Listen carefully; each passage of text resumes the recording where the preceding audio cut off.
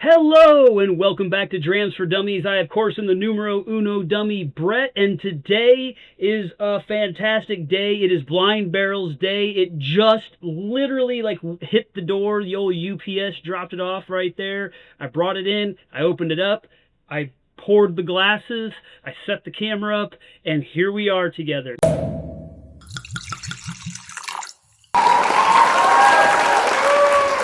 Welcome to the Dummies Kitchen. Blind Barrel is a fantastic subscription service. If you haven't checked it out, check out the link in the information on this episode. Man, the brain's not working fast today. I am not sponsored by Blind Barrels. I don't get anything for Blind Barrels. I pay Blind Barrels to get this box because that's how much I love the box and the service.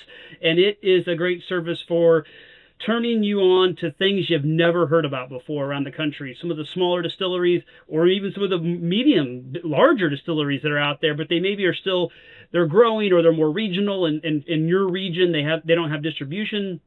Whatever. They're doing things in a unique way. They're doing things in small batches. They're doing things with different grains. They're doing something that's unique to them and unique to their area, and it deserves to be showcased, and Blind Barrels is doing a great job of showcasing those for us. So if you feel like you love this stuff and you kind of know your favorites, you kind of know the big boy distilleries, and you kind of want to see what else is out there, but I understand you don't want to walk into a store and just drop $50, $60, $70, $80 on a bottle you've never heard of. This gives you an opportunity to try things in a really awesome way. They come in these great little bottles labeled A, B, C, and D, so you're able to do them blind. You don't know what you're drinking if you want to do that. Having said all that, let's dive in to glass A. This, as I kind of give it some swirl and twirl and get it to wake up, because it's been in its little bottle there for a while. It's got a nice little ring, a little viscous ring, some good legs. Nothing crazy, but yeah, there's something going on there. So again, the fun thing about this, I don't know what it is. It could be a single malt, it could be a rye, it could be a bourbon, a whiskey, it could be a lot of things. And sometimes it could even be weirder than that, and I haven't had it, and I can't even tell you what it could be because I haven't had it yet. So let's see what's going on here with the nose of bottle one. You, of course, here at this part of my counter are seeing the bottle, and you clicked on it because you saw what it is, but I don't know what it is right now. So if you've got experience with this brand or this bottle, stick it in the comments down below. All right, rock and roll time. Nose.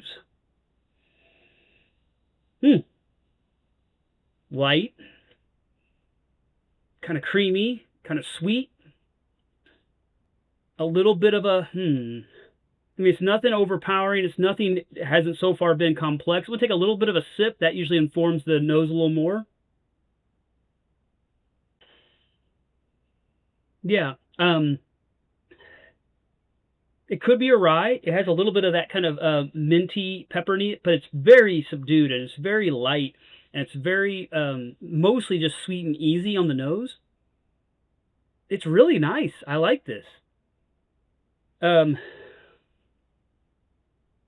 It's got a little bit of a proofy kind of burn to it.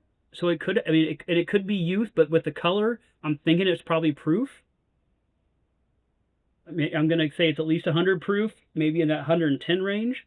There's a little bit of a kind of a woodsy, earthy groundedness to it, if that makes sense. So it's got the sweet caramel and the sweet kind of a whip, like a meringue kind of thing going on. It's light, nothing punchy sweet. Bright sweet, fruity sweet. It's kind of down more in that creamy sweet, but it does have a little bit of an earthiness, that mintiness. Again, it could be a rye. That's nice. That's really nice. I'm going to give that a 7 on the nose. That's a good nose. That's a solid good nose. I mean, it's trending up. It'd be a 7-pluser if we're going to go that direction, but it's a 7. So let's see what's doing on the palate here.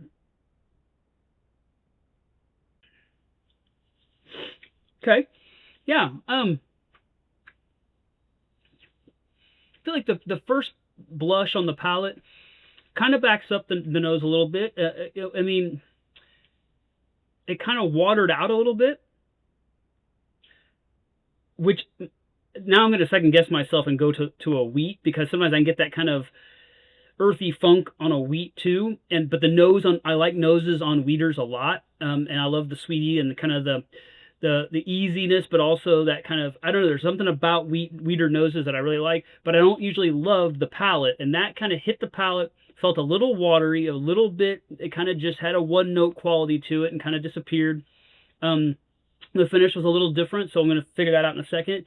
Let me give it a second drink. This is my first drinks of the day, so who the heck knows what my palate's doing right now. But at first blush, we came down a little bit off the nose, but let me see. Let's try it again.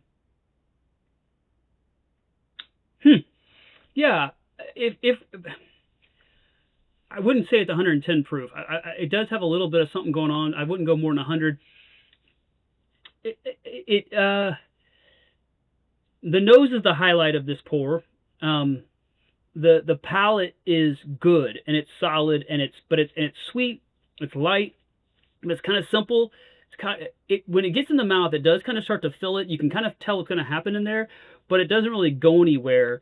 It's not super viscous, but it does do a little bit of, it does fill the mouth a decent amount. But it's just fairly kind of sweet and nice, a light kind of caramely, one notey, not doing a whole lot. A little bit like heading into spring and summer, kind of a refreshing drink, more on that side, more than the earthy, deep, rich palate. Just kind of a light, airy kind of a deal.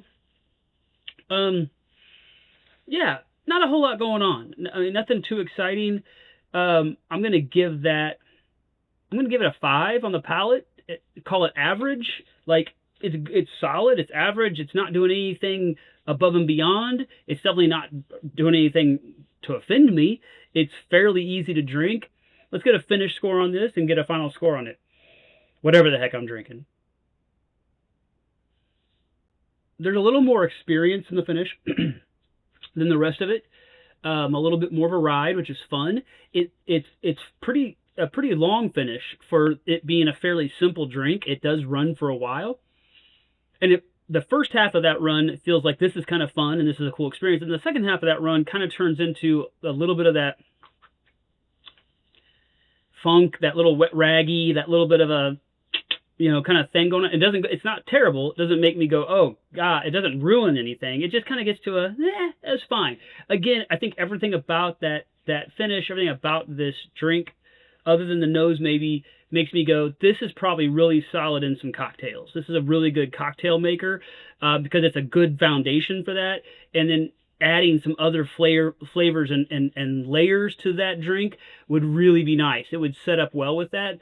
But especially if you like a lighter whiskey drink, especially going into a summertime like a cocktail, that's what I'm thinking. The finish, I'm gonna give it a 6. I'm gonna give it a good, because I do feel like it did bring a little bit more interest to the drink. I think it was a little bit, it was kind of fun, and it had a little bit more, some more flavors, some kind of a different flavor profile came out. Hashtag bourbon burps, empty stomach, drinking like I like to do. So yeah, this bottle's in. I don't have to do any crazy math. We have a 7 on the nose. Really nice nose. Nothing complex, but nice and kind of syrupy sweet and but not too sweet. A little bit of earthiness in there too. A little creaminess to it. Just nice. Just a nice, good 7 nose. And then 5 on the palate. Just an average. Not doing anything offensive, not really doing anything too much one way or the other, just sitting right in the middle as a 5. And the finish kind of brings back a little something something for a 6. So that is a 6 bottle, which is a pretty good bottle. So again, we don't know. I don't at the moment know what the price is on this. I don't at the moment know what this is. Oh, but I'm going to find out with you guys. I kind of forgot how I do this. Oh, there's my card. So actually, you can do it on the bottle itself. So the fun thing is there's a card that's got it's kind of a story breakdown of what's happening here. There's tasting, nosing, notes on the back to kind of help you. And then there's a QR code on the card, but there's also a QR code on each bottle that you scan. I forgot my format for this. I was like, I'm making great time. Oh wait, I forgot I got to like reveal my bottle here. So let's see what we were drinking here today. It's sample A. Okay. Oh, I've had this before. That's it. And it is a little different. Okay. We were drinking JT Meleck High Proof American Rice whiskey, JT Meleck Distillers. I have had this, and probably thought very much the same things when I had it. A little different, but not crazy.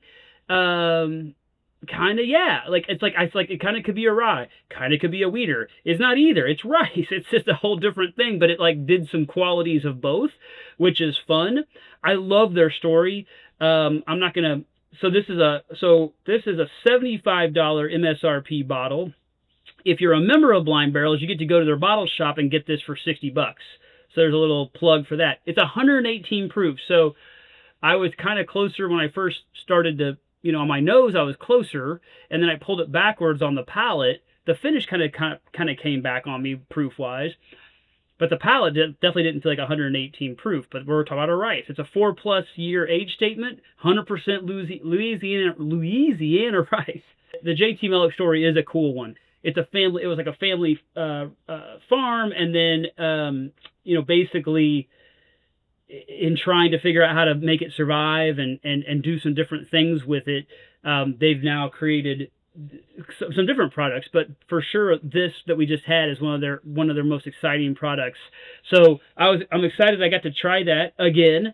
Again, just for a recap on the JT Meleck high proof 100% rice whiskey. I give it a 7 on the nose. It's a Palate. And then it kind of dips down to just an average palate for me, and then comes back up to a 6 finish. Had a little sizzle, had a little flair, had a little fun, and it was a pretty good palate or finish. Total bottle 6. If you're a Blind Barrel member and you're getting this for $55 or $60 or whatever, and you're talking about a 5+, 6+, 6-ish year bottle, I think the value is good, especially if you've had this, between the story, supporting a great distillery, and trying something new in rice whiskey that you probably haven't tried yet from Louisiana. Then I think you go ahead, you got to get this bottle and support them, and then also try it, because you're not going to be, nothing about that bottle is going to bother you, or you're not going to be mad you bought it.